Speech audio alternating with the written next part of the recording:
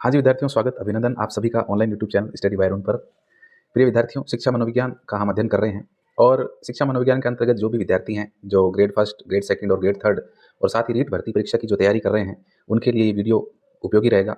ये सीरीज मैं चला रहा हूँ जो शिक्षा मनोविज्ञान के अंतर्गत है और इस सीरीज का दूसरा वीडियो लेक्चर है। पहला वीडियो लेक्चर मैंने कल अपलोड कर दिया था, यदि किसी ने नहीं देखा है तो पहले आप उस वीडियो को देख लें ताकि आज की इस क्लास को समझने में आपको आसानी रहेगी। तो चलिए क्लास स्टार्ट करते हैं। उससे पहले मैं एक बार पुनः आप सभी से आग्रह करूंगा कि अभी तक आपने चैनल को सब्सक्राइब नहीं किया है तो चैनल को सब्सक्राइब कर लें और साथ ही बेल आइकन को दबा दें ताकि जब भी नया वीडियो अपलोड हो तो उसका नोटिफिकेशन आपको सबसे पहले मिल सके और आप वीडियो को देख सकें और उसका लाभ उठा सकें। वीडियो अच्छा लगता है तो लाइक कर दें और साथ ही शेयर करना न भूलें। तो आइए शिक्षा मनोविज्ञान के अंतर्गत आज हम शुरू करते हैं दूसरा वीडियो लेक्चर शिक्षा मनोविज्ञान का। पहले वीडियो में हमने मनोविज्ञान की बात की थी, मनोविज्ञान की कुछ परिभाषाओं की बात की थी, मनोविज्ञान के अर्थ को हमने जाना था। आज हम बात कर रहे हैं शिक्षा मनोविज्ञान के अर्थ की, साथ ही परिभाषाओं की और इसका क्षेत्र कहाँ तक विस्तृत है और क्या उपादेयता है शिक्षा मनोविज्ञान की शिक्षा के क्षेत्र में, वो सारी बातें हम आज करने वाले हैं। तो आइए शुरू करते हैं। और देखिए, सबसे पहले शिक्षा मनोविज्ञान जब हम पढ़ रहे हैं तो हमें सबसे पहले शिक्षा का अर्थ पता होना बेहद आवश्यक है कि शिक्षा क्या है, शिक्षा किसे कहते हैं। तो शिक्षा शब्द विद्यार्थियों, शिक्षा शब्द की बात करें तो शिक्षा शब्द जो है वो शिक्ष धातु से बना है, जिसका अर्थ होता है सीखने सिखाने की प्रक्रिया। देखिए ये इंपॉर्टेंट बात आ गई यहाँ पे कि शिक्षा शब्द जो है वो शिक्ष धातु से बना है। धातु का मतलब है क्रिया। संस्कृत में क्रिया को ही धातु कहते हैं, हिंदी में आप उसको क्रिया बोलते हो लेकिन संस्कृत में उसे बोलते हैं धातु। तो शिक्षा एक तरह से एक प्रक्रिया है? शिक्षा कोई संज्ञा शब्द नहीं है। जिस तरह मैं बोलूँ आपके सामने गाय, कुत्ता, बिल्ली, शेर, ये सारे संज्ञा शब्द हैं जो कि किसी ना किसी व्यक्ति, वस्तु, स्थान का बोध करवाते हैं। लेकिन जो शिक्षा शब्द है वो शिक्ष धातु से इसलिए बना है क्योंकि शिक्षा जो है वो अपने आप में एक प्रक्रिया है, ये कोई संज्ञा शब्द नहीं है, प्रक्रिया है, सीखने सिखाने की प्रक्रिया है। इसीलिए देखो यहाँ पर ये शब्द आपको इंगित हो रहा है, सीखने सिखाने की प्रक्रिया, यानी शिक्षा जो है वो एक प्रोसेस है। एक शिक्षक और विद्यार्थी के बीच में जो अंतर संबंध स्थापित होते हैं तो उन अंतर संबंधों को स्थापित होने के लिए शिक्षक के द्वारा कुछ क्रियाएं की जाती है और शिक्षक की क्रियाओं का जो प्रतिफल होता है वो छात्रों पर पड़ता है और छात्र अपनी तरफ से कोई ना कोई प्रतिक्रिया या रेस्पॉन्स देते हैं। जब टीचर क्लास में पढ़ा रहा होता है तो बच्चे सुन रहे होते हैं उसकी बात को और सुन करके जब उनके मन में कोई जिज्ञासा रह जाती है तो वो उसको वापस पूछते हैं और शिक्षक से जो है उसको उस विषय को या उस टॉपिक को और ज़्यादा जानने का प्रयास करते हैं। ठीक है, तो शिक्षा जो है वो अपने आप में कहीं ना कहीं एक प्रक्रिया है और सीखने सिखाने की प्रक्रिया है, क्योंकि एक शिक्षक, एक आदर्श शिक्षक वही है जो अपने जीवन में दूसरों को बहुत कुछ सिखा रहा है लेकिन साथ में उसको खुद को भी सीखने की बहुत आवश्यकता है। यदि कोई शिक्षक ये कह दे कि मैं अपने विषय में पूर्ण हूँ, मुझे महारत हासिल है, तो उस शिक्षक का जो ज्ञान है वो संकुचित रह जाएगा, वो आगे बढ़ नहीं पाएगा। क्योंकि समय परिस्थिति को देखते हुए प्रत्येक शिक्षक को अपने आप को जो है अपडेट करने की बहुत आवश्यकता है।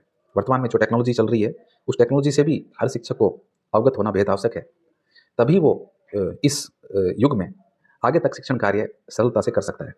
जैसे मैंने शुरू में जो वीडियो बनाए थे वो मैं जो है बोर्ड के ऊपर, व्हाइट बोर्ड के ऊपर बना रहा था, पेन से लिख रहा था, लेकिन अभी आपके सामने जो पीपीटी दिख रही है जो कि कंप्यूटर के द्वारा तैयार की गई है, मैंने खुद नहीं तैयार की है, मैं खुद ही बनाता हूँ ये पीपीटी भी। और अब मैं खुद क्यों बना पा रहा हूँ, क्योंकि मैंने अपने आप को समय के साथ अपडेट कर लिया। अपडेट करना बहुत जरूरी है शिक्षक को। पुराने ढर्रे से, परंपरागत रूढ़ियों से, रीतियों से, परंपरागत शिक्षण से आगे तक शिक्षक कभी नहीं जा सकता। तो कहने का मतलब है कि शिक्षक भी जो है वो खुद भी क्या है, बहुत कुछ सीखता है। मुझे भी बहुत कुछ आपसे सीखने को मिलता है। आप जो प्रतिक्रिया देते हैं मुझे ऑनलाइन माध्यम से या ऑफलाइन, मेरे जो विद्यार्थी मुझे देख रहे हैं उनकी जो प्रतिक्रियाएं मुझे मिलती है तो उससे मुझे बहुत कुछ सीखने को मिलता है। तो शिक्षा क्या है अपने आप में विद्यार्थियों, सीखने सिखाने की प्रक्रिया है। अच्छा, एक चीज़ मैं आपको कहना चाहूँगा कि आपने देखा होगा पिछला मेरा लेक्चर मनोविज्ञान का और आज का भी मेरा जो लेक्चर है वो कॉन्सेप्ट आधारित है। इस बात को आप दिमाग में बैठा लेना कि मनोविज्ञान जो विषय है वो पूरा पूरा कॉन्सेप्ट और संकल्पना पर आधारित है।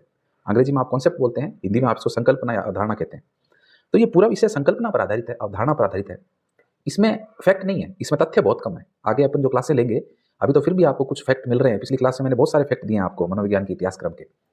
नोट्स आप बना लेना, जो भी मैं लिखवा रहा हूँ वो बिल्कुल ऑथेंटिक है, पूर्ण रूप से कोई त्रुटि नहीं रही है। मेरी तरफ से मैंने पूरी कोशिश की है त्रुटिहीन बनाने की नोट्स को।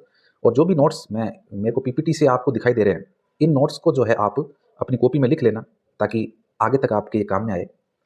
और कोई चीज़ नहीं समझ में आए तो वीडियो को रिकैप करके भी देख लिया करो, है ना, पीछे बैकवर्ड करके भी वीडियो को देख लिया करो या दोबारा देख लिया करो, कोई चीज़ नहीं समझ में आए तो। मैं कहना ये चाह रहा हूँ आपको कि जो मनोविज्ञान की विद्यार्थियों जो क्लास है वो केवल और केवल फैक्ट बेस्ड नहीं हो सकती। मैं आपको तथ्य प्रोवाइड करवाऊँ, आपको बहुत सारी चीज़ें मैं लिखवा दूँ या लिख के ले आऊँ और उसको बोल के आपको बता दूँ, केवल यहाँ तक नहीं है मनोविज्ञान। जैसा कि मैंने पहली क्लास में आपको बताया कि मनोविज्ञान मानव के व्यवहार का विज्ञान है। और व्यवहार को समझना पड़ता है विद्यार्थियों। केवल और केवल लिखित रूप से आप पढ़ नहीं सकते कि पढ़ करके व्यवहार को जान लिया, ऐसा कभी भी संभव नहीं है। व्यवहार को आपको समझना पड़ेगा, समय देना पड़ेगा, और ये अपने आप में एक सागर है। सागर ही नहीं, महासागर है, जिसकी गहराइयों में आपको उतरना होगा। आपको अपनी तर्क शक्ति से, चिंतन शक्ति के द्वारा इन चीज़ों को समझना होगा, तभी आप मनोविज्ञान को अच्छे से समझ पाएंगे। और मनोविज्ञान कोई कठिन विषय नहीं है। बहुत से विद्यार्थी इस भ्रम में भी हैं कि मनोविज्ञान बहुत कठिन सब्जेक्ट है। नहीं है कठिन सब्जेक्ट, बिल्कुल भी सबसे आसान विषय है। इतना आसान विषय है कि इसको यूट्यूब पर और जितने भी आप कोई कोर्स लेते हैं, किसी भी माध्यम से, ऐप के माध्यम से आप पढ़ते हैं, तो आप वहाँ देखेंगे कि हर टीचर अपने सब्जेक्ट का तो टीचर है ही, लेकिन साथ में वो मनोविज्ञान भी पढ़ा रहा है। तो आप खुद सोचिए कि जब विषय का अध्यापक भी साथ में मनोविज्ञान पढ़ा रहा है, हर एक अध्यापक, चाहे वो किसी भी विषय का है, किसी भी कोचिंग सेंटर का है, वो साथ में मनोविज्ञान को पढ़ा रहा है, इसका मतलब मनोविज्ञान कठिन विषय नहीं है, मनोविज्ञान आसान विषय है। केवल और केवल आपको समझने पर जोर देना है। लिखित रूप में आपके सामने मैं पीपीटी लेके आ रहा हूँ, अब बस आपको चीज़ों को समझना है, क्योंकि रीट में और जो पेपर आएगा आपका, उसमें जो प्रश्न आएंगे वो पूरे के पूरे संकल्पना आधारित होंगे, प्रैक्टिकल क्वेश्चन होंगे, वो व्यवहार के ऊपर होंगे। आपके सामने एक एग्जाम्पल लिखा हुआ होगा और आपको उसका उत्तर देना होगा। ठीक है, तो फैक्ट, तथ्य कहीं भी काम नहीं आएंगे, इस बात को आप ध्यान रख लेना। और मेरी क्लासेस को अगर आप देख लेते हैं तो मैं दावा करता हूँ कि आप मनोविज्ञान को बहुत हद तक समझ पाएंगे, और वो समझ ही मुझे विकसित करनी है। ठीक है, लिखा हुआ तो हर कोई आपके सामने बोल सकता है, लेकिन मैं चाहता हूँ कि आपके अंदर एक समझ विकसित हो, एक व्यवहार की समझ विकसित हो, एक मनोविज्ञान की समझ विकसित हो जाए। वो समझ विकसित करने के लिए ही मैं क्लासें आपके लिए बना रहा हूँ। तो बातों को ध्यान से सुनना। हो सकता है आपको बोरिंग लगे, लेकिन ये विषय बहुत इंटरेस्टिंग है, बहुत रुचिकर विषय है ये। अगर आप रुचि लेंगे और मेरी सारी क्लासों को आप देख लेंगे, तो मैं आशा करता हूँ और मुझे पूरा विश्वास है अपने ऊपर कि आप मनोविज्ञान में बहुत अच्छा करके आएंगे। ठीक है, समझ रहे हो आप बात को? तो अब आते हैं वापस, थोड़ी सी ये जानकारी जरूरी थी देनी आपको। तो मनोविज्ञान, शिक्षा शब्द क्या है विद्यार्थियों? शिक्ष धातु से बना है, और शिक्षा का अर्थ सीखने सिखाने की प्रक्रिया से है। ठीक है, अब बात करते हैं शिक्षा के संकुचित अर्थ की। संकुचित का अर्थ, संकुचित का मतलब है कि संकुचित परिभाषा, मतलब कि साधारण शब्दों में अगर आप कहें तो शिक्षा का एक मतलब एक दायरा फिक्स कर देना, उसको संकुचित अर्थ बोलेंगे हम। यानी शिक्षा क्या कर दिया है, एक दायरा फिक्स कर दिया गया है। हम्म?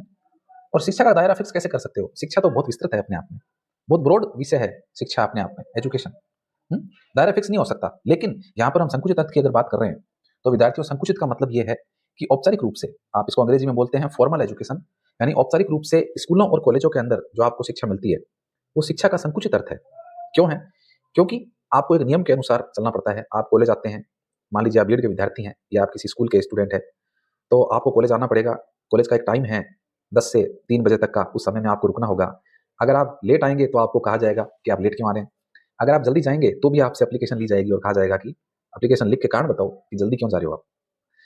ठीक है, उसके अलावा पेपर जब होंगे तो पेपर का टाइम टेबल होगा, निर्धारित समय होगा, उसमें आपको पेपर देना होगा, निर्धारित स्थान होगा जहाँ पर आपको पेपर देना होगा। क्लासें जो है आपकी वो निर्धारित होगी, क्लासों का टाइमिंग निर्धारित होगा, शिक्षक भी हर सब्जेक्ट के निर्धारित होंगे। तो कहने का मतलब है कि स्कूल कॉलेजों में जो विद्यार्थियों एक नियमों के अंतर्गत, एक नियमों के दायरे में जो शिक्षा प्रदान की जाती है, उसे हम बोलते हैं औपचारिक शिक्षा। ठीक है, तो शिक्षा का ये क्या है, संकुचित अर्थ है औपचारिक शिक्षा। अब बात करते हैं शिक्षा के व्यापक अर्थ की। देखो, नाम से ही मालूम चल रहा है व्यापक, व्यापकता है इसके अंदर, ब्रॉड कॉन्सेप्ट है ये अपने आप में। और सही मायने में देखा जाए तो शिक्षा का ये व्यापक अर्थ जो है, ये मानव व्यवहार से संबंधित है। क्यों है? क्योंकि मनुष्य कहीं भी कुछ सीखता है। आप कहीं भी जा रहे हैं, आप मान लीजिए बस में बैठ करके और आप कॉलेज आए, और कॉलेज आते वक्त रास्ते में किसी वृद्ध व्यक्ति ने आपसे सीट मांगी और आपने वो सीट देने से इनकार कर दिया। आपने कहा नहीं, मैं नहीं दूंगा, मेरी सीट है। लेकिन आप ही की तरह दूसरा स्टूडेंट, आपका साथी, जो खड़ा हो जाता है और उस वृद्ध को बैठा देता है, कहता है बाबा आप बैठो। तो वहां आपके दिमाग के ऊपर जोर पड़ा बहुत ज्यादा, वहां आपके दिमाग पे जोर पड़ेगा, आप सोचने पर मजबूर हो जाएंगे कि शायद शायद मुझे भी ये सीट दे देनी चाहिए थी। इस वृद्ध व्यक्ति को आवश्यकता है, ये खड़ा नहीं रह पाता, तो उसको सीट मुझे दे देनी चाहिए थी। ये आप सोचेंगे जरूर वहां पर। यानी कि आप दूसरों को, व्यवहार को देख करके और उसके जैसा व्यवहार करने की भी कोशिश करते हैं। समाज में जब व्यक्ति रहता है तो वो दूसरों के व्यवहारों को देख करके बहुत कुछ सीखता है और वैसा व्यवहार करने की वो प्रयास भी करता है। तो आगे से जब भी कोई वृद्ध व्यक्ति आपके सामने दिखेगा और आपसे सीट मांगेगा, तो जरूर आप देंगे। क्यों देंगे? क्योंकि आपने देखा कि मेरे साथी ने भी सीट दी है, तो हमें परोपकारी होना चाहिए, हमारे अंदर ये भावना होनी चाहिए, दूसरों के प्रति दया का भाव हमारे अंदर होना चाहिए। एक अच्छे मनुष्य का गुण है वो, ये सभी अच्छे मनुष्य का गुण है। ठीक है, तो कहने का मतलब है कि शिक्षा का व्यापक अर्थ ये कहता है कि समाज में व्यक्ति जो रहता है, समाज में, परिवार में, वो अनायास ही कुछ ना कुछ सीखता रहता है। जीवन में बहुत चीजें हैं जो सीखने को मिलती है। विद्यार्थियों, अंतिम समय में व्यक्ति सैया पर लेटा हुआ है, मरने वाला है, और अगर वो अपने घर परिवार वालों को कहे कि मेरी बेटी को बुला दो, मेरी छोटी छोटी बेटी को बुला दो। और मान लीजिए कोई बेटी उसकी उस मृत्यु शैया पर लेटे हुए व्यक्ति की बेटी बहुत दूर रहती है, कोई 1500 किलोमीटर दूर रहती है और आने का खर्चा भी बहुत ज़्यादा लगता है। तो घर वाले क्या सोचेंगे, कितनी दूर से आएगी, परेशान होगी, खर्चा लगेगा, तो वो उसको सूचना भी नहीं देंगे और वो व्यक्ति मर जाएगा। तो ज़रा आप सोचिए, वो व्यक्ति अपने अंतिम समय में भी बहुत कुछ सीख के गया है ना? वो अंतिम समय में भी बहुत कुछ सीख के गया है कि देखो, रुपया पैसा इतना बड़ा है, इंसान की कीमत कुछ भी नहीं है। यानी वो बहुत कुछ वो व्यक्ति अपने साथ लास्ट समय में भी सीख के गया है। तो शिक्षा बहुत व्यापक अर्थ है शिक्षा का। शिक्षा व्यक्ति में संपूर्ण जीवन जो है वो शिक्षा को समर्पित रहता है। इंसान कुछ ना कुछ सीखता रहता है। तो शिक्षा केवल और केवल किताबी शिक्षा नहीं है। आप किसी पुस्तक को पढ़ रहे हो, किसी विषय को पढ़ रहे हो, अच्छी बात है, कोई विषय का आपको नॉलेज है, ज्ञान है। लेकिन जब तक आप में व्यवहारिक ज्ञान नहीं है, जब तक आप में व्यवहारिक समझ नहीं है, जब तक आप में मानवता के गुण नहीं है, तब तक विद्यार्थियों ये शिक्षा आपकी बेकार है, किसी काम की नहीं। समझ रहे हो? तो शिक्षा का जो व्यापक अर्थ है वो कहता है कि व्यक्ति कहीं भी कुछ भी अनायास सीख लेता है और उससे उसका सकारात्मक विकास होता है, वही शिक्षा का व्यापक अर्थ है। आपकी क्लास चल रही है और अचानक ही मैं क्लास ले रहा हूँ आपकी, मान लीजिए ऑफिस में बैठ के ले रहा हूँ, कॉलेज के ऑफिस में, और अनायास ही बाहर कोई व्यक्ति खड़ा होकर के मेरी क्लास को देख लेता है या सुन लेता है और वो कुछ क्लास से उसको सीखने को मिलता है कुछ, तो ये शिक्षा का व्यापक अर्थ है। समझ गए? तो शिक्षा का अर्थ आप समझ गए होंगे। अब चलते हैं अंग्रेजी इसका रूपांतरण की तरफ। शिक्षा शब्द जो है वो उसका अंग्रेजी रूपांतरण है विद्यार्थियों एजुकेशन। और एजुकेशन जो शब्द है वो 3 लैटिन शब्दों से बना है। और 3 लैटिन भाषा के शब्द कौन कौन से हैं? एजुकेटम, एजुकेयर और एडुसियर। 3 शब्द है, एजुकेटम, एडुकेयर और एडुसियर। तीनों ही लैटिन भाषा के शब्द है विद्यार्थियों, और तीनों का ही अर्थ जो है वो एक ही है। 3 शब्द है लेकिन तीनों का अर्थ एक ही है। क्या अर्थ है? तीनों का ही अर्थ है विद्यार्थियों कि शिक्षा क्या करती है? शिक्षा बालक के भीतर जो शक्तियां हैं, बालक के भीतर जो गुण हैं, उनको बाहर लेके आती है। यानी बालक के भीतर ही सब कुछ मौजूद है। एक शिक्षक का दायित्व तो केवल और केवल उस बालक के भीतर के गुणों को बाहर लेके आना है।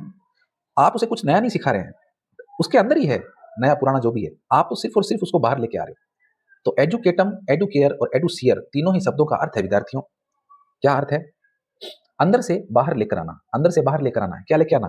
कोई फल सब्जी नहीं लेके आनी है। अंदर से बाहर लेके आने का मतलब है कि बालक के अंदर जो गुण है, जो प्रतिभाएं हैं, जो उसकी रुचियां हैं, उन सब से एक शिक्षक को रूबरू होना, एक शिक्षक को अवगत होना बेहद आवश्यक है। और उन रुचियों को बाहर लेकर के आना और उसका पथ प्रदर्शन करना, उसको पथ प्रदर्शित करना, यानी कि उसे बताना कि तेरे अंदर ये कला है। मान लीजिए कोई बच्चा ड्राइंग अच्छी करता है, तो शिक्षक को पहचान करनी चाहिए और उस बालक को आगे बढ़ाना चाहिए, उसको एक्स्ट्रा कोई कोर्स करवाना चाहिए ड्राइंग से संबंधित, ताकि वो उस क्षेत्र में आगे बढ़े।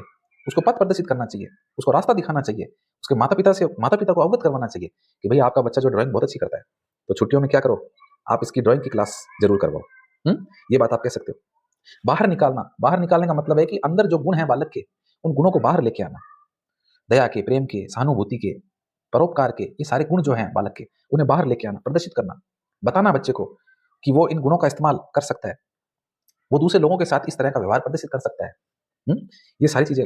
उसके अलावा आगे बढ़ाना, आगे बढ़ाने का मतलब है कि बालक के भीतर जो शक्तियां हैं, जो उसके गुण हैं, जो उसकी योग्यताएं हैं, जो उसकी रुचियां हैं, उन सबको बाहर लेके आना और आगे बढ़ाना। आगे बढ़ाना, पथ प्रदर्शित करना, दोनों का मतलब एक ही है। बच्चे की जो रुचियां हैं उनको आगे की ओर अग्रसर करना, इंटरेस्ट को ध्यान में रखकर शिक्षण कार्य करना। तो ये सारे शिक्षा के अर्थ हैं। तो शिक्षा का अर्थ आपको समझ में आ गया होगा। अब हम कुछ विद्वानों की परिभाषाएं ले लेते हैं कि शिक्षा की जो महत्वपूर्ण परिभाषाएं हैं, कई बार पेपर में आ जाती है शिक्षा की परिभाषा, ठीक है ना, रीट जैसे पेपर में भी आई हुई है शिक्षा की परिभाषा। तो कुछ विद्वान है, उनकी परिभाषाएं हम ले लेते हैं। सबसे पहले आपके सामने है महात्मा गांधी। गांधी जी क्या कहते हैं? विद्यार्थियों, गांधी जी कहते हैं कि शिक्षा से मेरा अभिप्राय जो है मनुष्य के शरीर, आत्मा और मस्तिष्क के सर्वांगीण और सर्वोत्तम विकास से। इसका तात्पर्य, गांधी जी क्या कहते हैं? गांधी जी कहते हैं मनुष्य के शरीर, देखो 3 शब्द हैं, शरीर, आत्मा और मस्तिष्क, इन पे ध्यान देना आप। यानी महात्मा गांधी जो है वो 3 शब्दों पर जोर देते हैं। शरीर, शरीर के विकास से, शरीर का विकास करना शिक्षा के द्वारा कैसे होगा? शिक्षा के द्वारा शरीर का विकास कैसे हो सकता है? आपके दिमाग में प्रश्न आना चाहिए। बिल्कुल होता है, शिक्षा के द्वारा शरीर का विकास होता है। जब व्यक्ति शिक्षित होता है, बहुत सी पुस्तकें पढ़ता है, लोगों के साथ व्यवहार करता है, तो बहुत सी उसे जानकारियां प्राप्त होती है, उसको प्राकृतिक और भौतिक जानकारियां प्राप्त होती है और उसके द्वारा वो अपने शरीर को स्वस्थ रखने की कोशिश करता है। वो योग करता है, वो योगिक क्रियाएं करता है, वो एक्सरसाइज कर सकता है, उसके द्वारा अपने शरीर को स्वस्थ रख सकता है। लेकिन कब रखेगा? जब उसको इस चीज का ज्ञान होगा, जब उसको अपने शरीर की जानकारी होगी, शरीर विज्ञान की जानकारी होगी, तभी वो अपने शरीर को स्वस्थ रख पाएगा। तो ये जानकारी कैसे होगी? ये शिक्षा के द्वारा होगी। आगे देखिए, आत्मा। आत्मा की बात कर रहे हैं विद्यार्थियों। आत्मा के द्वारा भी जो है, आत्मा, आत्मा का भी क्या होता है? विकास करना है। आत्मा मतलब हार्ट आप कह सकते हो, मन कह सकते हो आप इसको। यानी कि एक बालक का मन पवित्र हो, दूसरों के प्रति परोपकार का भाव हो, उसके अंदर दया का भाव, दया की भावना हो, छोटों के प्रति प्रेम हो, बड़ों के प्रति जो है सम्मान का भाव हो, तो ये सब चीजें जो है बच्चे के मन से आएगी, हृदय से आएगी। हृदय से जो चीजें निकलती है वो हमेशा सत्य होती है। तो इसका भी विकास करना है, और उसका विकास कहाँ होगा? शिक्षा के द्वारा होगा। शिक्षा के द्वारा बहुत से जो दर्शन शास्त्री हुए हैं, जो मनोवैज्ञानिक हुए हैं, उनके द्वारा जो समाज को विचार दिए गए हैं, उन विचारों को सीख करके, जान करके एक बच्चे की आत्मा पवित्र हो जाएगी। स्वामी विवेकानंद है, डॉक्टर राधाकृष्णन है, ये सारे जो विद्वान हैं, इन विद्वानों की बातों को सुनकर बच्चों के जो है आत्मा का विकास होगा। उसके बाद 3 नंबर पे आता है आपके मस्तिष्क। तो मस्तिष्क का विकास कैसे होगा? मस्तिष्क का विकास भी बच्चे के अंदर तर्क शक्ति, चिंतन शक्ति बढ़ने लगेगी, तो उसके मस्तिष्क का विकास होगा। वो समस्याओं को सुलझा पाने में योग्यता हासिल कर पाएगा, उसकी चिंतन शक्ति बढ़ेगी, वो तर्क वितर्क करेगा, उसके सामने जब समस्याएं आएगी तो उनका निवारण करने का वो प्रयास करेगा। तो ऐसी योग्यता विद्यार्थियों कब प्राप्त होगी? बच्चे को शिक्षा से प्राप्त होगी। शिक्षा के द्वारा ही बालक का सर्वांगीण और सर्वोत्तम विकास होगा। सर्वांगीण और सर्वोत्तम विकास, ठीक है। तो ये कैसे होगा? ये शिक्षा के द्वारा ही होगा, सर्वांगीण और सर्वोत्तम विकास, ठीक है। तो महात्मा गांधी की परिभाषा आपको समझ में आ गई। महात्मा गांधी कहते हैं कि शरीर, आत्मा और मस्तिष्क का सर्वांगीण और सर्वोत्तम विकास जो है वो शिक्षा के द्वारा ही क्या है? संभव है। चलिए आगे देखिए, अरस्तु की परिभाषा आपके सामने है। अरस्तु क्या कहते हैं? अरस्तु जो है वो कह रहे हैं कि स्वस्थ शरीर में स्वस्थ मस्तिष्क का निर्माण ही शिक्षा है। अरस्तु जो कि यूनानी दार्शनिक है, ईसा पूर्व 4वीं सदी में इनका जन्म हुआ था, और मनोविज्ञान के प्राचीन जनक अगर माने जाते हैं तो वो कौन है? अरस्तु है, क्योंकि इन्होंने जो है मनोविज्ञान को आत्मा का विज्ञान कहा था। कल की क्लास में मैंने आपको पढ़ाया था। तो देखिए अरस्तु क्या कह रहे हैं? अरस्तु कह रहे हैं स्वस्थ शरीर में स्वस्थ मस्तिष्क का निर्माण होता है, यानी कि मस्तिष्क को यदि स्वस्थ रखना है तो शरीर भी क्या होना चाहिए? स्वस्थ होना चाहिए। शरीर स्वस्थ होगा, रोग मुक्त होगा, तो आपका मस्तिष्क भी अच्छे से काम करेगा, आपकी सोचने समझने की शक्ति जो है वो बढ़ेगी। कब? जब आपका शरीर स्वस्थ होगा, ठीक है। ये बात अरस्तु कह रहे हैं। आगे देखिए विवेकानंद क्या कह रहे हैं। स्वामी विवेकानंद कहते हैं कि बालक की अंतर्निहित पूर्णता की अभिव्यक्ति ही शिक्षा है। देखिए बहुत अच्छी परिभाषा है इनकी, इंपॉर्टेंट भी है, कि बालक की अंतर्निहित, यानी बालक के अंदर ही पहले से शक्तियां विद्यमान है, और उन शक्तियों को बाहर लेकर के आना, अभिव्यक्ति है ना। देखो अभिव्यक्ति आ गया ना शब्द, अभिव्यक्ति मतलब बाहर लेके आना। बालक के अंदर जो पूर्णता है, पूर्णता का मतलब शक्तियां, उन शक्तियों को बाहर लेकर के आना और उसकी अभिव्यक्ति जो है वही क्या है? शिक्षा है। कौन कहते हैं? विवेकानंद कहते हैं। आगे देखिए अगले विद्वान आपके सामने। आगे देखिए प्लेटो क्या कहते हैं। प्लेटो जो कि मैंने आपको बताया था ईसा पूर्व 5वीं 4थी सदी के अंदर इनका जन्म हुआ, यूनानी दार्शनिक है प्लेटो, और इन्होंने द रिपब्लिक इनका ग्रंथ है, और इस ग्रंथ के अंदर इन्होंने आत्मा की बात कही थी, और इन्हीं के आत्मा की बात कहने का प्रभाव इनके शिष्य अरस्तु पर पड़ा, और अरस्तु ने मनोविज्ञान को आत्मा का विज्ञान कह दिया, ठीक है। तो प्लेटो क्या कहते हैं? प्लेटो कहते हैं शिक्षा व्यक्ति में शारीरिक, देखिए शारीरिक, मानसिक और बौद्धिक विकास करती है। तो प्लेटो देखिए 3 शब्दों पे जोर दे रहे हैं, शारीरिक, मानसिक और बौद्धिक विकास। महात्मा गांधी ने सर्वांगीण विकास कहा था, सर्वांगीण विकास में सारे विकास आ गए। यहाँ पर प्लेटो क्या अलग अलग जिक्र कर रहे हैं कि शारीरिक, मानसिक और बौद्धिक विकास किसके द्वारा होता है? शिक्षा के द्वारा होता है। आगे देखिए जॉन लॉक की परिभाषा। जॉन लॉक क्या कहते हैं? जॉन लॉक कहते हैं जिस प्रकार फसल को पाने के लिए कृषि की जाती है, फसल हमें पानी है, फसल हमें प्राप्त करनी है, तो हम क्या करेंगे? खेती करेंगे, खेती के द्वारा अनाज उगाएंगे और फसल को प्राप्त करेंगे। उसी तरह से यदि उत्तम मनुष्य को प्राप्त करना है तो हमें किससे प्राप्त होगे? उत्तम मनुष्य शिक्षा से प्राप्त होगा। शिक्षा के द्वारा मनुष्य परिष्कृत होता है, शिक्षा के द्वारा मनुष्य के व्यवहार में परिमार्जन होता है, शुद्धता आती है, और उस शुद्धता से जो है मनुष्य एक अच्छा इंसान बन जाता है। तो शिक्षा का जो लक्ष्य है विद्यार्थियों वो यही है, एक मनुष्य को परिष्कृत करना, उसके व्यवहार में परिमार्जन करना शिक्षा का महत्वपूर्ण उद्देश्य है। इसीलिए जॉन लॉक कहते हैं कि जिस प्रकार फसल को पाने के लिए आप कृषि कर रहे हैं, उसी तरह से अगर आपको एक उत्तम मनुष्य चाहिए तो उसको शिक्षित करना बेहद आवश्यक है, ठीक है। आगे देखिए पेस्टोलॉजी। पेस्टोलॉजी क्या कहते हैं? पेस्टोलॉजी कहते हैं कि शिक्षा बालक की आंतरिक अभियोग्यता का स्वाभाविक, समरस और प्रगतिशील विकास है। ये देखिए यहाँ भी जो है पेस्टोलॉजी की परिभाषा जो है वो विवेकानंद की परिभाषा से मैच हो रही है। विवेकानंद ने कहा था कि आंतरिक पूर्णता की अभिव्यक्ति है, यानी बालक के अंदर ही सब कुछ है, पूर्णता है, उसको अभिव्यक्त करना है, वो शिक्षा है। पेस्टोलॉजी कह रहे हैं कि बालक की आंतरिक अभियोग्यता, सेम वही बात, आंतरिक पूर्णता कह दो चाहे आप आंतरिक अभियोग्यता कह दो, एक ही बात है। बालक की आंतरिक अभियोग्यता का, यानी उसके अंदर जो गुण है, उन गुणों का स्वाभाविक, समरस और प्रगतिशील विकास है। उसकी जो रुचियां हैं, जो गुण हैं उसके, उनको स्वाभाविक रूप से आगे लेकर के आना, बाहर लेकर के आना और उसका विकास करना किसके द्वारा संभव है? शिक्षा के द्वारा संभव है। तो पेस्टोलॉजी की ये परिभाषा है। आगे देखिए फ्रोबेल क्या कहते हैं। फ्रोबेल कहते हैं विद्यार्थियों कि शिक्षा बालक की आंतरिक शक्तियों का, ये देखो फिर वही आंतरिक शक्ति, शिक्षा बालक की आंतरिक शक्तियों को बाह्य शक्तियों का रूप देती है। आंतरिक शक्तियों को बाह्य, यानी उसके अंदर भीतरी शक्तियां निहित है, उसको बाहरी शक्तियों के रूप में वो प्रदर्शित करता है, यानी उसके गुण है उनको बाहर लेकर के आता है वो, और उसे अपनी ताकत के रूप में वो इस्तेमाल करता है। बाहरी शक्तियों का मतलब ये है कि एक बालक जो एक अच्छी ड्राइंग करता है, और अगर उसने ड्राइंग को अपना पेशा बना लिया, या मान लीजिए कोई नर्तक है, अच्छा डांस करता है, डांस को उसने अपना पेशा बना लिया, तो उसकी भीतरी शक्ति थी ये, उसके रग रग में है नृत्य, वो डांस कर रहा है, लेकिन उसने उसको अपना कैरियर बना लिया और अब वो उसको कैरियर के रूप में काम में ले रहा है बड़ा होकर के। तो अब वो क्या बन गई, वो उसकी ताकत बन गई, यानी बाहरी शक्ति का रूप उसने ले लिया। तो फ्रोबेल ये कह रहे हैं कि आंतरिक शक्तियों को बाह्य शक्तियों का रूप देती है, कौन देती है? शिक्षा देती है। ठीक है, हाँ चलो आगे देखो। आगे देखो विद्यार्थियों, शिक्षा की कुछ परिभाषाएं थी और परिभाषाओं के बाद में जो एक निचोड़ निकल के आया है वो आपके सामने है कि शिक्षा एक ऐसी प्रक्रिया है, पहली बात कर चुके हैं, शिक्षा एक प्रक्रिया है, कोई संज्ञा शब्द नहीं है शिक्षा, जिसमें व्यक्ति के व्यवहार में परिमार्जन परिमार्जन किया जाता है, व्यवहार को शुद्ध किया जाता है। जबकि मनोविज्ञान के अंतर्गत व्यक्ति के व्यवहार का अध्ययन किया जाता है। देखिए दोनों को तुलनात्मक रूप से मैंने यहाँ पे लिखा है, तुलना करी है मैंने दोनों की, कि मनोविज्ञान क्या करता है और शिक्षा क्या करती है। शिक्षा बालक के व्यवहार को परिमार्जित करती है, शुद्धता लाती है उसके अंदर। मनुष्य जन्म से पशु के समान होता है, आपने देखा होगा पाशविक प्रवृत्ति होती है बालक के अंदर। छोटा बच्चा किसी के भी झपटा मार लेगा, उसके नाखून चुबो देगा, कोई साथ में छोटा बच्चा है तो उसकी आंखें फोड़ देगा, उसकी आंखों में उंगली डाल देगा, अपने पापा मम्मी के थप्पड़ मार देगा, बाल खींच लेगा। क्यों? क्योंकि उसमें नैतिकता नहीं है, उसमें सामाजिकता के गुण नहीं है, अभी उसे व्यवहार करना नहीं आ रहा है, क्योंकि वो एक पशु के समान है। तो बालक जन्म लेता है उसमें पशु के समान होता है, लेकिन विद्यार्थियों जब वो व्यवहार करता है, वो अपने माता पिता से सीखता है, अच्छी अच्छी बातें सीखता है, स्कूल जाता है, तो उसके व्यवहार में परिवर्तन आने लगता है। वो जाने लगता है कि कौन मेरा है और कौन पराया है, तो उसी के अनुसार वो अपना व्यवहार करना शुरू कर देता है। तो ये भी शिक्षा ही है।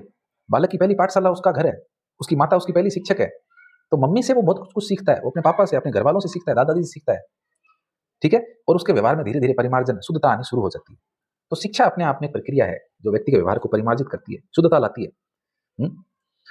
लेकिन मनोविज्ञान क्या करता है? मनोविज्ञान व्यक्ति के व्यवहार का अध्ययन करता है। कल की क्लास में मैंने आपको बताया कि मनोविज्ञान वर्तमान में व्यवहार का अध्ययन है, व्यक्ति के व्यवहार का अध्ययन मनोविज्ञान के अंतर्गत किया जाता है।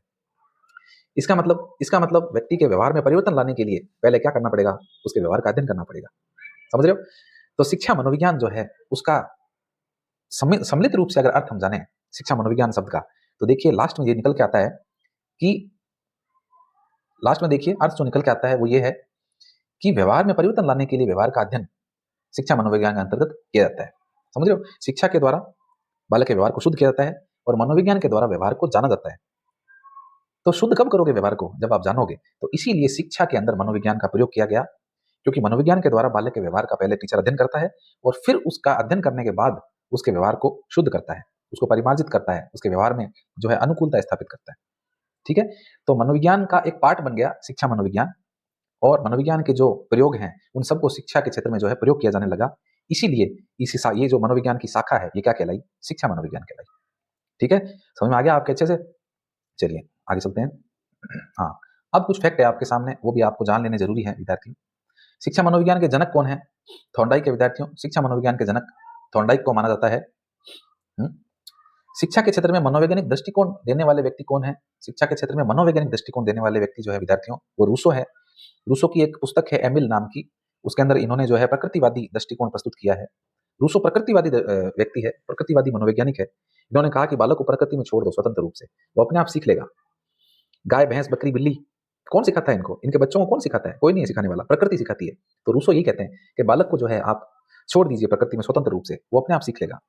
तो ये प्रकृतिवादी मनोवैज्ञानिक है रूसो, और ऐसा दृष्टिकोण देने के कारण ही इनको जो है मनोवैज्ञानिक दृष्टिकोण देने वाले, शिक्षा के क्षेत्र में मनोवैज्ञानिक दृष्टिकोण देने वाले पहले व्यक्ति कहलाते हैं रूसो।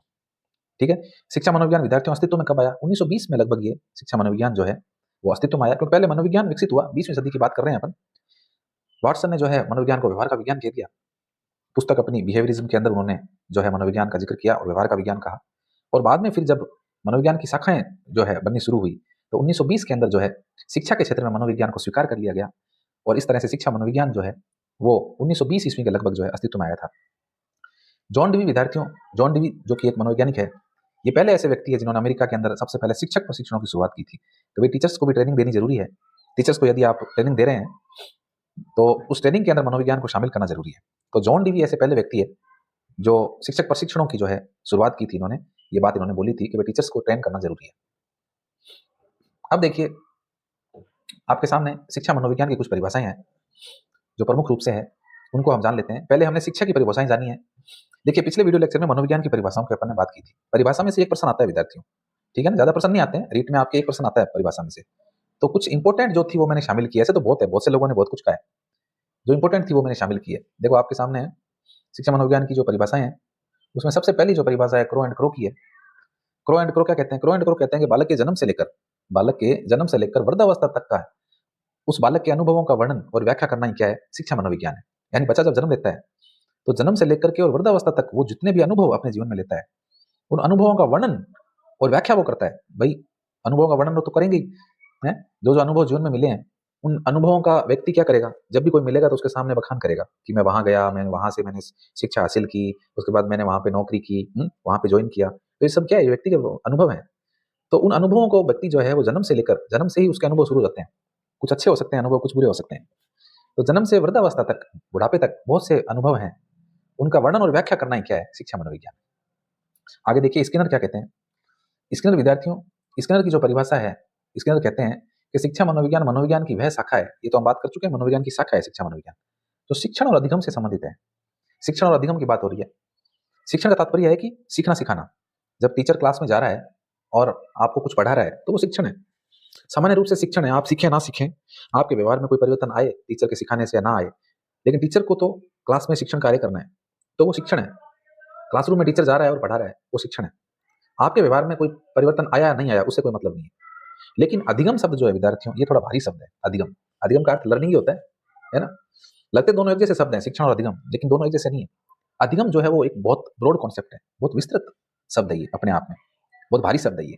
क्योंकि अधिगम का तात्पर्य केवल और केवल शिक्षण नहीं है, केवल टीचर के द्वारा पढ़ाना ही नहीं है, यहाँ तक ही सीमित नहीं है, बल्कि अधिगम का तात्पर्य है कि बालक के व्यवहार में कितना बदलाव आया। आपने नैतिकता की कोई कहानी सुनाई बच्चे को, आपने कोई भगवान रामचंद्र की कहानी आपने सुनाई, भगवान राम के जीवन की कहानी आपने सुनाई, मर्यादा पुरुषोत्तम की, तो बालक के व्यवहार में उसको सुनकर कितना परिवर्तन आया है। या मान लीजिए आप नशा करने के लिए ऊपर कोई लेक्चर दे रहे हैं बच्चों को, आप उनको कह रहे हैं कि नशा नहीं करना चाहिए। अब वो कहने के बाद आपकी उस बात का प्रभाव कितने बच्चों पर पड़ा, ये चीज अधिगम है। यानी व्यवहार में परिवर्तन हो जाना, और परिवर्तन भी कैसा? स्थायी परिवर्तन। ये नहीं है कि 2-4 दिन के लिए। स्थायी रूप से जब व्यवहार में परिवर्तन हो जाए तो वो क्या कहलाता है? अधिगम कहलाता है। ठीक है, तो अधिगम आगे अपना टॉपिक भी है, पूरी यूनिट है अधिगम की, आगे पढ़ेंगे इसको अपन। लेकिन यहाँ आप ये जान लें कि अधिगम का तात्पर्य यह है कि बालक के व्यवहार में स्थायी परिवर्तन होना ही अधिगम कहलाता है। आगे देखिए कोल्सनिक क्या कहते हैं। कोल्सनिक कहते हैं कि शिक्षा मनोविज्ञान मनोविज्ञान के प्रयोगों और सिद्धांतों का शिक्षा में अनुप्रयोग है। वही बात, पीछे वाली बात आगे वापस देखो। कोल्सनिक कहते हैं कि मनोविज्ञान के जो प्रयोग हैं, मनोविज्ञान के अंदर जो एक्सपेरिमेंट हुए हैं, उन प्रयोगों को और सिद्धांतों को जब शिक्षा में लागू कर दिया जाए, अनुप्रयोग का मतलब होता है लागू करना, अप्लाई। जब मनोविज्ञान के प्रयोगों को शिक्षा के क्षेत्र में लागू कर दिया जाए तो वही क्या है? वही शिक्षा मनोविज्ञान है। ठीक है, स्टीफन देखिए क्या कहते हैं। स्टीफन कहते हैं कि क्रमबद्ध शैक्षिक विकास का अध्ययन जो है वही क्या है? शिक्षा मनोविज्ञान। यानी बालक क्रमबद्ध रूप से कैसे सीखता है, बालक शैशवावस्था में किस तरह घर में सीख रहा है, बालक बाल्यावस्था में स्कूल में दाखिला ले रहा है, वहां वो किस प्रकार सीख रहा है, बालक किशोरावस्था में किस तरह से सीख रहा है, और युवावस्था में वो किस तरह से सीख रहा है। तो सीखने का भी एक अलग क्रम है, एक क्रम से चलेगा। जब हम शिक्षा मनोविज्ञान में सीखने की बात करते हैं तो एक फॉर्मूला चलता है LSRW, आपको पता होना चाहिए। एक फॉर्मूला चलता है विद्यार्थियों, LSRW। कहते हैं कि मनोवैज्ञानिक दृष्टिकोण ये है कि व्यक्ति जो है वो इस तरह से सीखता है, L for listening, S for speak, R for reading और W फॉर राइटिंग। यानी कि लिसनिंग, पहले हम चीजों को सुनते हैं, स्पीक उसके बाद हम बोलते हैं, फिर रीड फिर उसको पढ़ते हैं, और फिर राइट फिर हम लिखते हैं। तो ये मनोवैज्ञानिक क्रम है एक सीखने का। यानी आप पहले किसी चीज को सुनोगे, फिर आप बोलने का प्रयास करोगे, फिर आप उसको जो है पढ़ने का प्रयास करोगे, और लास्ट में आप उसको लिखोगे। ठीक है, तो ये मनोवैज्ञानिक क्रम है एक। तो इसके अनुसार बालक सीखता है। तो स्टीफन की परिभाषा ये कहती है कि शिक्षा मनोविज्ञान जो है वो बालक के क्रमबद्ध शैक्षिक विकास का अध्ययन है। वो क्रमबद्ध रूप से किस प्रकार विकास करता है बच्चा, जो विभिन्न जो आयाम है, जो उसके सीखने के जो अलग अलग सिद्धांत है, उनके द्वारा बालक किस तरह से आगे बढ़ता है। जो अवस्थाएं हैं उसकी, शैशवावस्था है, बाल्यावस्था है, किशोरावस्था है, प्रौढ़ावस्था है, किस तरह से इन अवस्थाओं को पार करता हुआ बालक सीखता है।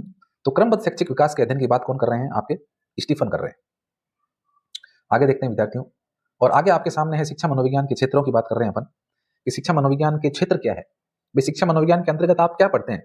तो देखिए बालक के विकास की अपन बात करते हैं। शिक्षा मनोविज्ञान में एक बालक का विकास किस तरह से होता है, ये बात पता एक टीचर को होनी बहुत जरूरी है। और आपके रीट में पहली यूनिट भी यही है, 3rd ग्रेड रीट के अंदर जो पहली यूनिट है वो बाल विकास ही है, अभिवृद्धि और विकास। आप बीएड अगर कर रहे हैं तो उसमें भी आपको बाल विकास पढ़ना पड़ता है। ठीक है ना? तो शिक्षा मनोविज्ञान का ये दायरा है एक बालक के विकास को जानना, कि एक बच्चा किस तरह से विकास करता है। 5 साल 6 साल तक शैशवावस्था, 6 से 12 साल तक बाल्यावस्था, 12 से 18 तक वो किशोरावस्था, और 18 के बाद में वो युवावस्था या प्रौढ़ावस्था में चला जाता है। तो वो किस तरह विकास करता है, उसकी आवश्यकताएं क्या है, उसकी रुचियां क्या है, उसको क्या चाहिए है? ये सारी चीजें जो है शिक्षा मनोविज्ञान के अंतर्गत आती है। तो बालक का विकास पहला इसका क्षेत्र है। दूसरा देखिए अधिगम। अधिगम की मैंने आपको अभी भी बताया कि बालक में जब स्थायी रूप से कोई परिवर्तन हो जाए तो उसे हम अधिगम कहते हैं। तो अधिगम भी एक टॉपिक है शिक्षा मनोविज्ञान का। अभिप्रेरणा, अभिप्रेरणा यानी कि प्रेरित होना। बालक किसी ना किसी से प्रेरित होकर के कोई काम करता है। जैसे मैं आपको यहाँ पर कुछ कह रहा हूँ, मोटिवेट करने की कोशिश कर रहा हूँ। वीडियो के शुरू में मैं आपको काफी कुछ कहता हूँ, लास्ट में बोलता हूँ, तो मैं एक तरह से आपको मोटिवेशन दे रहा हूँ, आपको प्रेरणा दे रहा हूँ कि आपको तैयारी करनी चाहिए, आपको गवर्नमेंट जॉब में जाना चाहिए। आपको अच्छे से सीखना चाहिए ताकि आप अगली नेक्स्ट वैकेंसी में आप सेट हो जाएं। और मेरी शुभकामनाएं एक बार पुनः आपको सभी विद्यार्थियों को कि आप अगर पूरी ईमानदारी से मेहनत करेंगे, काम करेंगे, तो जरूर आप सफल हो जाएंगे। कोई बड़ी बात नहीं है नौकरी प्राप्त करना, है ना? लेकिन उसके लिए आपको रेगुलरिटी रखनी बहुत जरूरी है। आई होप मेरे सभी विद्यार्थी जो है रेगुलरिटी रखेंगे और जल्द ही किसी ना किसी शिक्षक भर्ती परीक्षा में चयनित होंगे। और मिठाई खाऊंगा भाई, मिठाई भेजना मत भूलना, ये ध्यान रखना, डब्बा भेज देना मिठाई का। हाँ, चलिए आगे देखिए। बुद्धि, शिक्षा का क्षेत्र, ये भी शिक्षा मनोविज्ञान का क्षेत्र है। बुद्धि, बालक की बुद्धि का विकास किस तरह से हुआ है, बुद्धि के कितने पार्ट हैं, बुद्धि के कितने अलग अलग सिद्धांत हैं, बुद्धि के कितने प्रकार हैं, वो सारे अलग अलग मनोवैज्ञानिकों ने इसका वर्गीकरण प्रस्तुत किया है। वो सब अपन बुद्धि वाले जो यूनिट है उसके अंदर पढ़ेंगे। शिक्षण नवाचार, नवाचार का मतलब है नवीनता, यानी शिक्षण के अंदर क्या नवीनता की जा रही है, वो भी शिक्षा मनोविज्ञान का क्षेत्र है। एक शिक्षक क्या केवल परंपरागत तरीके से पढ़ा रहा है क्लास में पुस्तक हाथ में लेकर के, या फिर वो कोई नयापन लेकर के आया है, वो कोई नया चार्ट के द्वारा या कोई ड्राइंग के द्वारा, कोई चित्रों के माध्यम से या पीपीटी के माध्यम से या स्मार्ट बोर्ड से किस तरह से वो पढ़ा रहा है, उसकी टेक्निक क्या है पढ़ाने की, कौन सी विधि काम में ले रहा है वो सब शिक्षण नवाचार के अंतर्गत आएंगे। तो ये भी एक क्षेत्र है शिक्षा मनोविज्ञान का। उसके अलावा व्यक्तित्व का अध्ययन करना, व्यक्तित्व विद्यार्थियों आपकी यूनिट है, एक पूरी यूनिट है व्यक्तित्व की, उसमें अपन व्यक्तित्व के बारे में बात करेंगे। तो शिक्षा मनोविज्ञान का व्यक्तित्व भी एक क्षेत्र है, क्योंकि व्यक्तिगत विभिन्नता पाई जाती है। हर एक बालक एक जैसा नहीं हो सकता। हर बालक में कोई ना कोई व्यक्तिगत विभिन्नता है, तो उस व्यक्तिगत विभिन्नता को ध्यान में रख करके एक शिक्षक को पढ़ाना होता है। तो ये भी एक क्षेत्र है शिक्षा मनोविज्ञान का। शिक्षक, शिक्षकों के ऊपर भी जो है मनोविज्ञान के अंतर्गत बात की जाती है, यानी शिक्षकों को किस प्रकार का व्यवहार करना चाहिए। तो ये भी एक शिक्षा मनोविज्ञान का क्षेत्र है। उसके बाद हम संप्रत्यय की बात कर रहे हैं। संप्रत्यय का मतलब होता है विचार। प्रत्यय बोल दो या संप्रत्यय बोल दो, संप्रत्यय का मतलब है विचार, यानी कि आपके विचार क्या है, शिक्षा के प्रति आपके विचार क्या है, उन चीजों को जानना, ये भी शिक्षा मनोविज्ञान का ही एक क्षेत्र है। संप्रत्यय भी एक टॉपिक है जो मैं आपको पढ़ाऊंगा। रीट के अंदर आपके लगता है संप्रत्यय, तो संप्रत्ययों की भी अपन बात करेंगे, कितने प्रकार के होते हैं, क्या क्या सिद्धांत है इसके। व्यक्तिगत विभिन्नताएं, व्यक्तिगत विभिन्नताओं की अपन ने अभी भी बात कर ली कि बालक जो है सारे व्यक्तिगत रूप से एक नहीं होते हैं, सबका जो व्यक्तित्व है वो भी अलग अलग होता है, और व्यक्तिगत भिन्नताएं भी सब में कोई ना कोई पाई जाती है। कोई बच्चा कम बोलने वाला हो सकता है, कोई बच्चा ज्यादा बोलने वाला हो सकता है, कोई किसी की शांत प्रवृत्ति हो सकती है, कोई वाचाल प्रवृत्ति का हो सकता है। तो ये व्यक्तिगत विभिन्नताएं हैं, ये सब शिक्षक को जानना बेहद आवश्यक है। तो इसलिए व्यक्तिगत विभिन्नता भी शिक्षा मनोविज्ञान का एक क्षेत्र है। उसके अलावा शिक्षण विधियां, शिक्षण की अलग अलग विधियां जो कि शिक्षक के द्वारा प्रयोग में ली जाती है, तो ये भी शिक्षा मनोविज्ञान के क्षेत्र के अंतर्गत आती है। चलो विद्यार्थियों, अब आगे चलते हैं अपन और आगे देखते हैं शिक्षा मनोविज्ञान की उपयोगिता की अपन बात कर रहे हैं कि शिक्षा मनोविज्ञान किस प्रकार उपयोगी है और कहाँ उपयोगी है। देखिए, शिक्षा मनोविज्ञान जो है विद्यार्थियों बालक के विकास के लिए आवश्यक है। बालक का विकास किस तरह से होता है, बालक के विकास की अवस्थाएं कौन कौन सी है, उन अवस्थाओं को जानना और उसके विकास को प्रभावित कौन कौन से कारक कर रहे हैं उनके बारे में जानना, किसके द्वारा जानते हैं हम, शिक्षा मनोविज्ञान के द्वारा जानते हैं। ठीक है, तो ये पहली उपयोगिता होगी। दूसरी देखिए, बालकों और शिक्षक के संबंधों और विद्यालय के संबंधों का ज्ञान, बालक के और शिक्षक के स्कूल में संबंध किस तरह के, उसका ज्ञान जो है वो शिक्षा मनोविज्ञान करवाता है। उसके अलावा स्कूल के साथ में जो संबंध कैसे हैं, शिक्षकों के साथ में संबंध कैसे हैं, प्रिंसिपल जो है स्कूल में हेडमास्टर उनके साथ संबंध कैसे हैं, और बालक के अपने सहपाठियों के साथ में संबंध किस प्रकार के, ये सारी जो विषय वस्तु है वो अपन शिक्षा मनोविज्ञान के अंतर्गत पढ़ते हैं। शिक्षण प्रक्रिया को जानने और विकास करने के लिए, शिक्षण प्रक्रिया का मतलब है कि एक शिक्षक कौन सी विधियों को अपनाएगा, वो क्लासरूम में जाकर किस तरह बच्चों को पढ़ाएगा, कैसे वो बच्चों से जुड़ेगा, इंटरेक्ट करेगा, उसका व्यवहार किस तरह का होगा बच्चों के साथ में। तो ये सब जानने के लिए शिक्षण प्रक्रिया, इसको जानने के लिए और इसको इसके विकास के लिए कि वो आगे किस तरह से उत्तरोत्तर विकास कर सकता है, ये भी हमें चीज कौन बताता है, शिक्षा मनोविज्ञान बताता है। बुद्धि, व्यक्तित्व, सृजनात्मकता के विकास के लिए, यानी बुद्धि का विकास करना, व्यक्तित्व के विकास के लिए, पर्सनालिटी डेवलपमेंट आप कह सकते हो इसको, और सृजनात्मकता यानी क्रिएटिविटी, बच्चों को क्रिएटिविटी सिखाना, तो ये सब चीजों के विकास के लिए भी कौन है, शिक्षा मनोविज्ञान की बहुत उपयोगिता है। बालक के शैक्षिक और नैतिक विकास के लिए उपयोगी है, बालक के सर्वांगीण विकास के लिए शिक्षा जरूरी है विद्यार्थियों, और शिक्षा मनोविज्ञान जो है वो बच्चे के शैक्षिक और नैतिक विकास को जो है पुष्ट करता है, आगे बढ़ाता है। शिक्षण और अधिगम के विकास के लिए, अधिगम का भी विकास करना है, टीचर कौन कौन सी विधियों काम में ले रहा है, बालक के व्यवहार में कितना स्थायी रूप से परिवर्तन आ पाया है, शिक्षक की कथनों का बालक के ऊपर कितना प्रभाव पड़ रहा है, तो ये सब भी जो है शिक्षा मनोविज्ञान के अंतर्गत ही संभव है। बालकों को समझने के लिए उपयोगी है, बच्चों को समझना बहुत जरूरी है। बच्चों को अगर पढ़ाना है तो बच्चों को समझना पड़ेगा कि बालक क्या चाहता है, बालक की इच्छाएं क्या है, बालक को केंद्र में रख करके शिक्षण करना पड़ेगा। ये नहीं है कि शिक्षक अपनी मनमर्जी करता रहे, बालक को केंद्र में रखना पड़ेगा, बालक की रुचियों को जानना पड़ेगा, बालक की प्रतिभा को जानना पड़ेगा, बालक की इच्छाओं को जानना पड़ेगा। ये सब चीजें हम किस तरह जान पाएंगे, ये सब चीजें शिक्षा मनोविज्ञान के द्वारा ही जान पाएंगे। तो इसीलिए शिक्षा मनोविज्ञान विद्यार्थियों अपने आप में एक महत्वपूर्ण विषय बनकर सामने आया है और सभी शिक्षक भर्ती परीक्षाओं में अनिवार्य रूप से शिक्षा मनोविज्ञान को शामिल किया गया है। तो ये थी आज की क्लास। आई होप आपको अच्छी लगी होगी क्लास। बहुत बहुत धन्यवाद आपका यहाँ तक देखने के लिए क्लास को। अभी तक चैनल को आपने सब्सक्राइब नहीं किया है तो सब्सक्राइब कर लें, बेल आइकन दबा दें ताकि जब भी नई वीडियो अपलोड हो तो उसका नोटिफिकेशन आपको मिल सके। और वीडियो अच्छी लगी है तो लाइक कर देना और दोस्तों के साथ में भी शेयर करना वीडियो को ना भूलें। ठीक है, तो आज के लिए इतना ही। मिलते हैं एक और नई वीडियो के साथ। जय हिंद, वंदे मातरम, नमस्कार।